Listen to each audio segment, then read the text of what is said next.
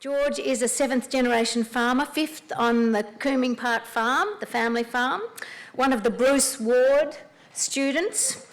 He looks about 16, but he's been farming in HM since about 1996, so I guess that makes him a little bit older than that. He's streamlined his operation so well now that he's had time to dream and scheme on other ideas, including a very appropriate for this conference, an app to help farmers connect. George King. Thank you. I'll just go through our journey on holistic management first. Our property is Cooming Park at Carcoar. It was settled in 1826 as an original land grant. Our family bought it from the original settler in 1880 as part of the Cobb & Co coaching business we owned at that time. My grandfather managed the business for 50 years up until his death, and in 1997, late 96, I took over as manager of the business. It was a 30,000 DSC business, which was a pretty exciting thing to be taken over. I got there and realised it was only running 15,000 DSEs. The infrastructure was pretty well shot. It had silted up dams, falling down fences, poor genetics, poor pastures. I'd just completed a Marcus Oldham course, so it was all reasonably fixable problems. I knew that I could throw money at and fix it. I'd been there about 4 months and we got a call to come down and see the bank in Sydney, which I thought was pretty good. We must have been a good client for them to want to see us. And I was looking forward to telling about all my great plans. We drove down the car, got in the elevator, went up to the 17th level, sat down with him, and he said, "You've made your 10th loss in a row. Your last loss was 4% of your equity. We're selling you up. That's it. It's finished." So we left that meeting. I got in the car and drove back past Carcoar out to Dubbo because Elders Rural was doing banking, and saw the bank manager there and said, we need a bit of time and we need an opportunity to fix this, and I'm going to fix it. I didn't know how I was going to fix it, but I just said I would. So we got solicitors to seize the deeds from the First Bank, and we refinanced to Elders. Looked back at the Marcus course and tried to work out where they talked about farming or running a business with no capital and couldn't find it anywhere. The one thing I could remember from Marcus was a mate that was reading Alan Savory's book at the time, and he kept on coming up with pages and paragraphs out of it about how you can use your stock to fix the land, how you can reduce your cost of production, how you can increase productivity. So I decided that was the way to go. We had a neighbour that was friends with Dick and Judy Richardson, and we got Dick to come over one afternoon, and in a 2-hour we did an emergency grazing plan.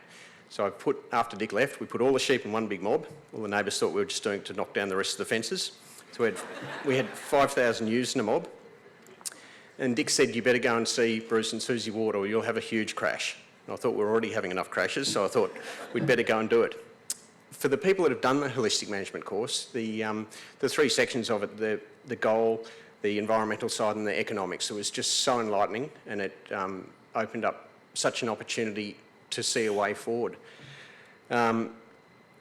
We did the course, went home after the course. I told the 3 employees we could no longer afford them, so they all had to leave.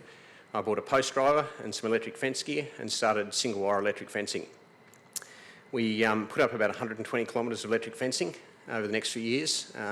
All the spare money we had went into developing water. That was all we spent money on, was fencing and water. Didn't do anything else. The merino sheep got Johne's disease about this time, which is a disease that causes merinos to die faster than normal merinos, which is quite amazing. Believe it was possible. So we changed from a sheep operation to a cattle trading operation. We had enough equity once we sold the sheep to buy. We sold 5,000 sheep and bought about 280 cows, and then I was trading cattle as well. So I'd drive from as far as Roma, Longreach, Narracourt in the south, and just buying cattle, fattening them and selling them. So we kept afloat for years and years doing that. In 2006, we sailed into a succession storm. Not sure what started it. It was precipitated by a drought. Everyone watching An Inconvenient Truth and thinking it was never going to rain again.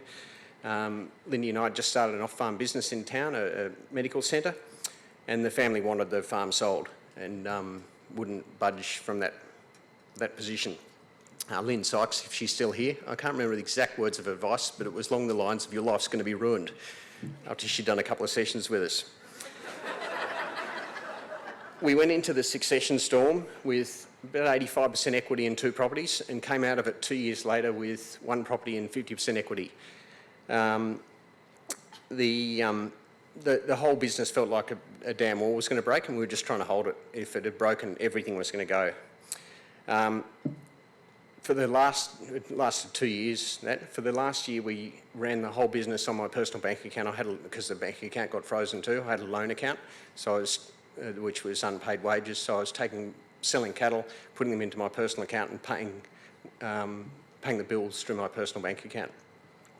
I rang up the old bank manager who'd left Elders at that stage and moved across to NAB, and asked him how his nerves are going. Do you reckon he'd have another go at us? And he agreed. So he took us on as a client again, so we refinanced across to NAB. Unfortunately, the credit and risk department didn't share our enthusiasm and started us on a forced sales program. So the main property's in 4 titles. So they said the southern title, you've got to sell that because you can't operate with 50% equity and with that debt loading, and we had no more expenses to cut. We had nowhere else to go. We ran into a bit of luck. We had rising cattle prices and low interest rates. So in 2011, I was overcome by optimism and went back to the bank and said, can we buy back the property you made us sell 3 years ago? And they agreed, so we bought that back. For us, holistic management's, it's provided us with cost control, time control. We're just so unbusy and we've got so much spare time, and we reckon about 30% more grass. We're growing about 30% more grass than we would doing conventionally. But above and beyond all that, one of the most important things is the goal. The goal keeps you going. When everything's going wrong, you keep focused and you keep moving where you're going to. So that's probably been the most powerful thing for us. About 8 years ago, we were talking about the problems with the industry and our pain points and things that are frustrating. We formed a little group of farmers to look at fixing it. So we thought our success as farmers, and all of our success and the benefit we're going to get from Regen Ag is going to be mainly through our connection and education with consumers and our education of each other. So we started developing an app which is built on a social media platform. So it's just for farmers. So it's got full social media functionality, same as you'd find on Facebook, and a full trading platform too. One of our pain points is the cost of selling. And if you don't use a registered agent, you've got no guarantee of payment. Or even going to bigger feedlots, you've got no guarantee of payment. So we started developing that. We've got a short video we can show you. So there's probably our big pain point. So the app's designed to, it's no cost to use, micro payments on costs of sales, and guaranteed payments. Thank you. I might do that small video if we've got time.